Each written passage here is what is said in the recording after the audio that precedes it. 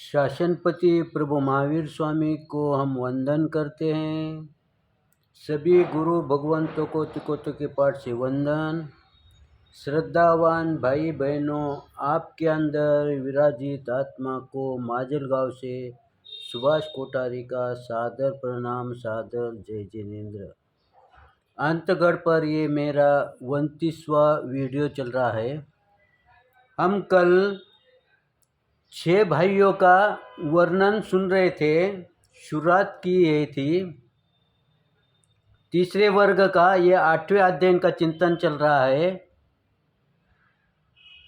वैसे देखे तो जम्बू स्वामी का हम पर बहुत बहुत उपकार है। अगर जम्बू स्वामी सुधर्मा स्वामी से प्रश्न नहीं करते थे तो आज हमारा जीवन कैसा होता था, हमारी दिशा क्या होती थी, इसका हम चिंतन करें क्या। देखो, ये अंतगढ़ सूत्र ये हमारे को संसार में कैसा जीना ये सिखाया है। ये सामने उदाहरण है, जो भी प्रसंग आए उसको इस किताब के अंदर सही जवाब मिलेगा, लेकिन इसको सामने रखे हुए इसके जगह पर अपन स्थिर होके चिंतन करें। अब इन्होंने इस वर्ग की शुरुआत करते समय 6 भाइयों का वर्णन दिया। गुरु भगवंतों ने 6 भाइयों का वर्णन क्यों दिया। अब हम एक ही रट लगाएंगे कि वो सिद्ध आत्मा थी, मोक्षगामी जीव थे, लेकिन हम हर एंगल से ट्राई करें ना, कोशिश तो करें कि इसका और दूसरा और क्या कारण हो सकता है, इसका चिंतन तो करें। देखो, ये 6 भाई दिखने में सरीके, पूरा वर्णन किया है, उसका विश्लेषण मैं नहीं करूँगा, लेकिन इनके अनुमान से वो 6 भाइयों ने भी एक साथ दीक्षा ली। इसका मतलब 6 भाइयों का एक ही विचार था, एक ही चिंतन था।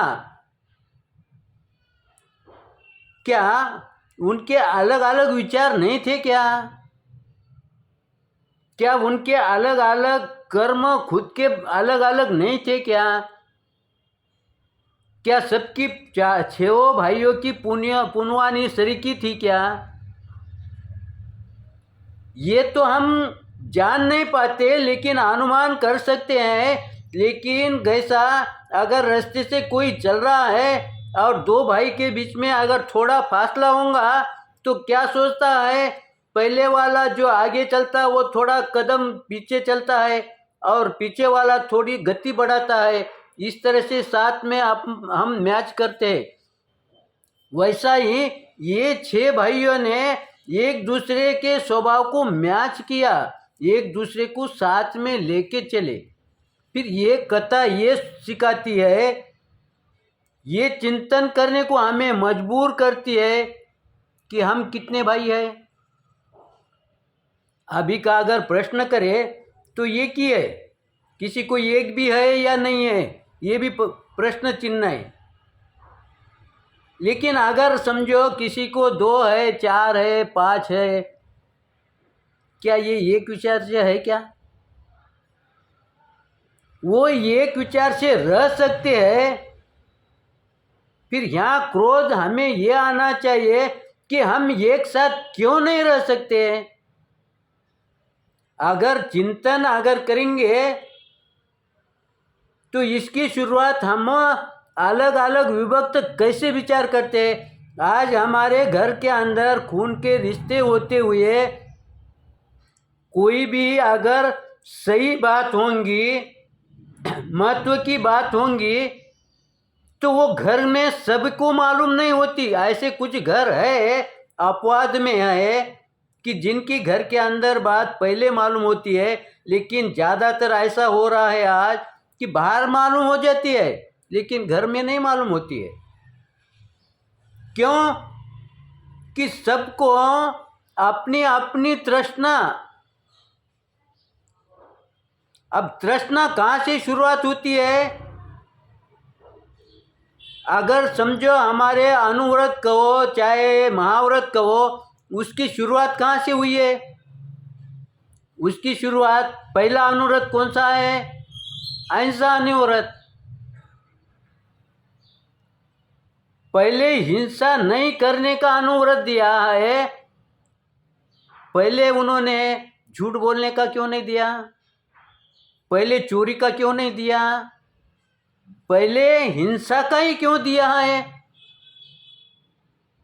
अगर समझो हम ऐसा नहीं चिंतन करेंगे तो समझना हम रट रहे हैं।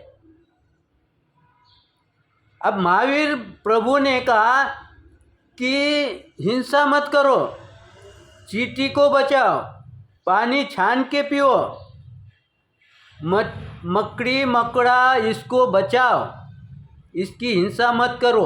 छोटी एक इंद्रिय से की हिंसा मत करो, पंचेंद्रिय तक तो बहुत दूर की बात है गई। हिंसा किसी की भी मत करो। अब ये दूसरी तीसरी के बच्चों को भी जानता है, उसको भी घर टीचर में सिखाता है, टीचर उनको सिखाता है। तो क्या प्रभु महावीर ने हमारे को यही कहा है क्या?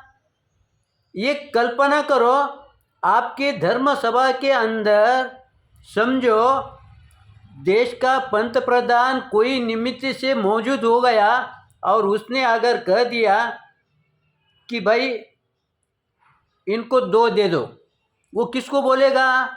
उसके जो नौकर है, जो उसके कर्मचारी है, उनको क्या बोल रहा वो कि इनको 2 दे दो।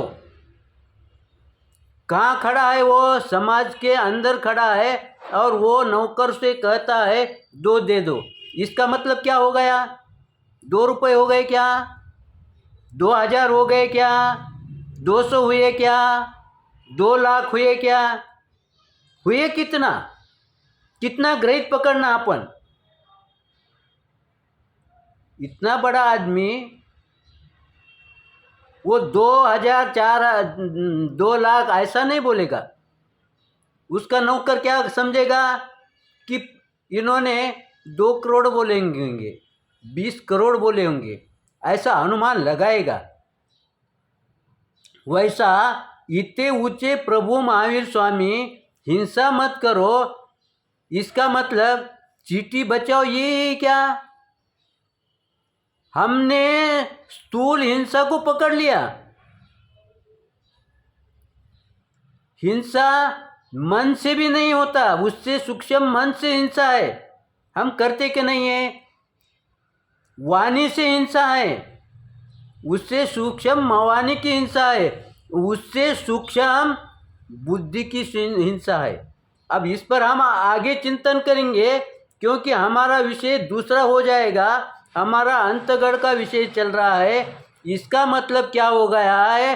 हिंसा जितनी जितनी सूक्ष्म है उस पर प्रभु ने ध्यान आपको दिखाया है, सामने रखा है, आपको दिशा दी है। तुम वो चिंतन करो और वो चिंतन अगर करेंगे तो तुम्हारी तृष्णा कम हो जाएगी, तुम्हारा अहम कम हो जाएगा। जब तुम्हारे ये दुर्गुण कम होंगे तब तुम्हारे भाई भाई में प्रेम होगा, तब तुम्हारा एक विचार होगा, तब तुम्हारी साधना सही होगी।